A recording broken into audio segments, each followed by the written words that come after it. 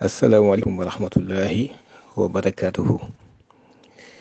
Imaam Omar Diène maa ngi lay nuyu. Imaam Babacar Ndiaye maa ngi lay nuyu. di nuyu waa ANOS yëpp. di nuyu tamit Imaam Moustapha Guèye. maa ngi déglu léegi seen jotaay bi ngeen am ak président. président nag président Sénégal gépp la. am ngeen ci sañ-sañ jokkoo ak moom waxtaan ak moom ci mbir moo xam ni rawatina moo wax ni moo leen ci woo. waaye dégg naa fa kàddu yoo xam ni jaaxal na ma lool ndax yéen waa ANOS signé ngeen pétition bi pour demander criminalisation kon peut-être da ngeen a wax ni kon dañ leen a nax kon wala da ngeen a bokk ci ñi ñu nax ndax dégg naa baatu tuuma ngeen yëkkati ni tuuma dafa jóg dañoo tuumaal président man de waxtaan wi yëpp déglu naa ko waaye gisuma fenn fu président yëkkatee ay firnde jox leen teg ko ci seen loxo. te man de bi may ñëw di rencontrer waa ANOS secrétaire général bi recevoir ma muy imam Omar Diène ma fekk fa mbooloo document laa yëkkati teg ci loxoom ay firnde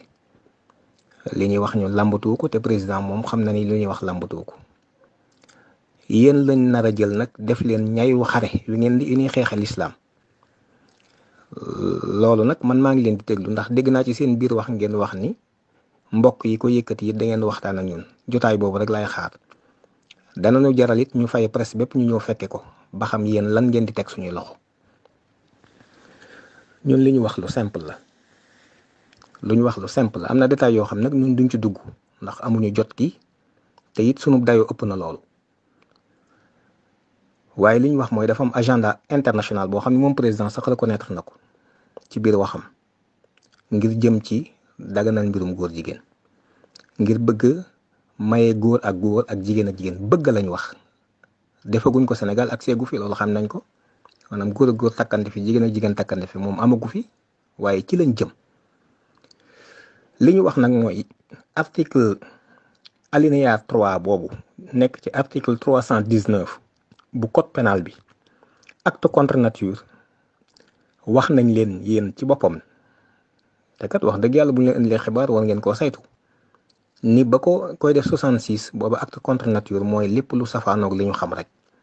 kon góor jigéen mi ngi ci biir waaye ci 1990 la OMS Nations Unies ci bànqaasam bu ñu wax OMS mooy organisation mondiale de la santé génne góor jigéen ci contre nature bokkatul ci li ñu xamul mu doon mbir moo xam ne kon léegi xam nañ ko comme ni ñu xamee yeneen mbir yépp mbir mu normal la. ci lañ ko retiré ci la nouvelle classification internationale des maladies te jox naa leen document bi yemul ci loolu bi ñu demee ba ci le 15 juin 2011 ci la Nations Unies jël nag ab loi boo xam ne moom la ñuy tuddee résolution boo xam ne le comité des droits de l'homme des Nations Unies moo ko jël pour nag jox leen ak yelleef ñu koy tox ay nouveaux droits yéen a ngi wax ci seeni biiri wax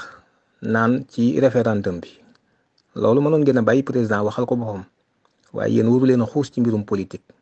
yéen yàlla rek ngeen fi war a nekkal waaye moom président dem leen ci constitution bi lu jëm ci àq ak yelleef yi jëm ci sénégalais yi te ñu am ko mu nga ñu listé ci article 8 ba diggante article 7 article 8 bi nag ci lañ listé àq ak yelleefu sénégalais yi ba tudd ci li ñuy wax un droit à un environnement sain dem leen ci article 8 bu constitution bi nit looy wax da nga ko war a xam ndax bàmmee la ngi ñëw te ñun ñi ñëpp kenn du ci mucc teg wa kulluhumu atihi yawmal qiyaamati farda environnement sain boobu président 2016 daf ko indiwaat te mi ngi ci constitution bi kon bu ma ne damaa soxla imam Omar Diène ba mu ñëw teew ba noppi ma ne imam Omar Diène laa soxlawaat man li ma bëgg a wax mooy lan kon un environnement sain daf ko dugalaat ci biir dispositif bi ñu doon indiwaat xanaa kon bokkul ak bi nekkoon ci biir constitution bi bu indiwaatee ni ay nouveau droit 4e point yu xanaa droit yooyu bokkut ak droit ya nga xam ne ñoom ñoo nekkoon ci constitution bi ko droit yu bees la mu lim ko ci article 25 alinéa 3 bi mu tudde ko ay droit d'autrui lii ma la wax nii Macky Sall moo ko def kon ñun jëf du teew ñu koy gam-gamle ak i wax président Macky Sall mënta waxati ñun lu ñu téye ndax dañoo gis mu jëf lu safaanoog loolu ma misaal leen ko nag ndax yéen a ñu jàngal kon su ngeen ñu jàngalee ci li ngeen ñu jàngal wan ñu ko la ñuy sukkandiku pour mën a am xam-xam nit bu jëlee ab surga te njaatige la njaboote aw jigéen wax surga ba ni ko sama jigéen ñi nag bul yegg ci ñoom sama kër gi dama fiy tere njaaloo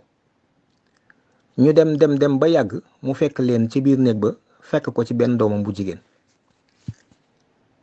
mu ni ko lan laa la njaatige li ko lan laa la waxoon naa la sama kër gi dama fiy tere njaaloo mu ni ko déedéet waaye jigéen ñi kenn du ci ëmb ñun li ñuy wax ak moom li muy wax bokkul moom moomul réew mi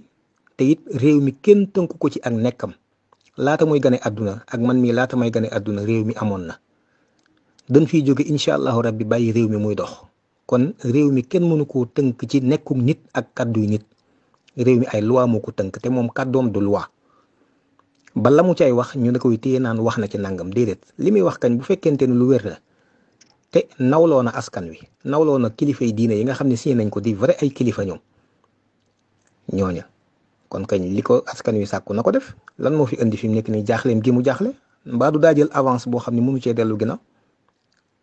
yow saw njaboot ni ñun dañoo bëgg loi bii te ba mu demee ca àll ba ñooñu ne ko dañoo bëgg loi pour criminaliser vol de bétail da koo daal di def amu ci woon ak jaaxle di woowu leen ci yéen ñi bi jigéen ñi jógee ni ko ñun dañoo bëgg loi pour criminaliser viol mais da koo def amu ci woon ak jaaxle léegi ñu ni nañ criminaliser góor jigéen rek moom mu daal di jaaxle fi mu nekk nii ni dañoo bëgg a yee fitna wala dañoo bëgg politique ma ne bu mu jaxase wax ji yéen nag jàpp ma ni da ngeen nangoo doon ñayu xareem woo xam ni ci yéen lay jaar ngir ñu nasaxal lislaam daaneel raayib lislaam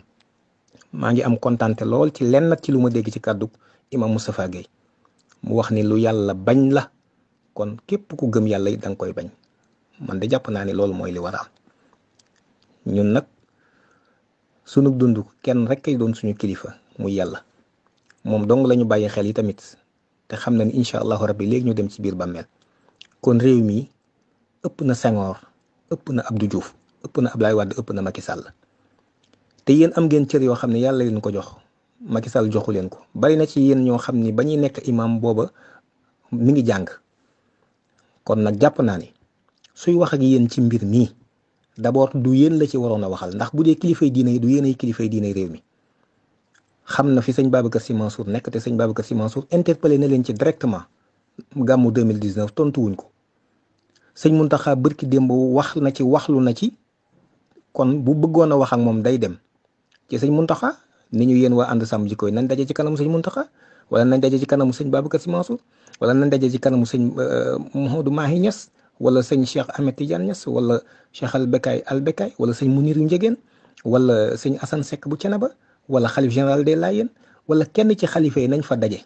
RTS ñëw presse nationale internationale ñëw mu toog ñu génne suñu document mu wan ñu ne ñun li ñuy wax dañ ko tuumaal dañ ko sosal waaye yéen lay jël moom am na ay service yoo xam ne ñoo ko nekkal mu leen di fay alal réew mi di leen fay am na ñu ko nekkal ci politique am ñu ko nekkal ci leneen ñooñu lan moo tax mënuñu ko defal plaidoyer kon li mu bëgg ci firnde ndax déglu nañu gis na argument yi ñu génne na génne weddi ko te yóbbul ko kilifa diine yi waaye du ko def yéen la bëgg a jaare ci yéen néewal doole l'islam ji ngeen xam ni kon am ngeen ci responsabilité bu historique kaddu yi may wax nii tamit lu may publier lay doon su ma noppee nii danaa ko def ci vidéo publier ko ñëpp jot ci ndax waxuñu ci lu ñuy xuumtoo liñ ci def lépp yàlla rek lañ ci jiital moom lañ ci bàyyi xel kon danaa ko publier tamit incha allahu rabbi waaye ngeen jàpp daal ni